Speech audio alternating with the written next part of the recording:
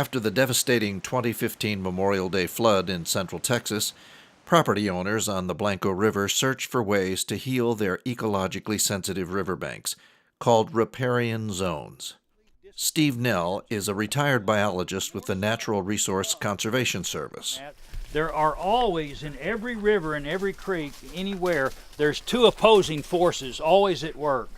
There's the erosive power of moving water, which is more powerful than we can imagine, but there's an equally strong and amazing ability of native riparian plants to resist those forces.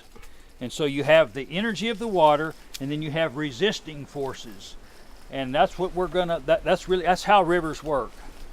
The energy of the water, and then those things that try to resist and oppose that energy, which could be huge anchored boulders, it could be large logs that are locked into the substrate, it could be living trees, it can be dead trees, it can be debris piles, it can be eastern gamma grass, it can be switchgrass, and it really needs to be all of those things. On the Blanco River, every one of those things that I mentioned is an important way that that river resists the force of that kind of flooding. Nell and 5 other naturalists led a series of recovery workshops for Blanco River property owners affected by the flood. The river giveth and the river taketh away. And y'all have seen that firsthand. Now that it's passed for, a couple of weeks, and maybe some of the rawness and the emotion and the shock perhaps beginning to wear off, now is a time we can look at the river in a logical, we can think clearly about it, and maybe put our emotions and our hurt feelings, you have to put that aside. I think I'm all cried out. So. You're all cried out, yeah.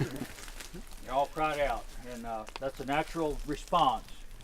And now it's time to use our mind and our logic and our creativity to see what we can do to not necessarily help the river heal, but to not hinder the healing process, because it's going to heal up. Some areas are going to heal amazingly fast. The site we were on yesterday is primed. It's going to jump. In 6 months, it's going to look beautiful. This site here is not going to jump in 6 months. It's going to take much longer.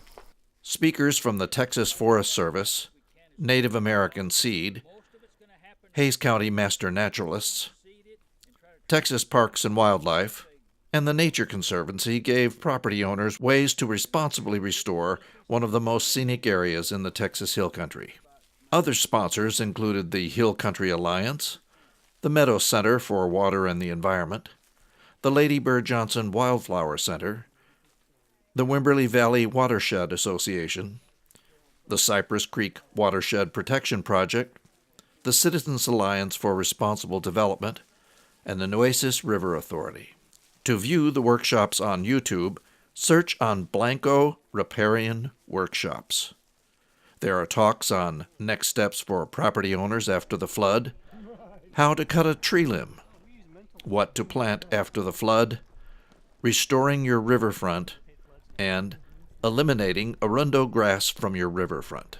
But every living plant that's putting roots down, that's starting to add life and organic material back to these soils, is going to be positive and beneficial.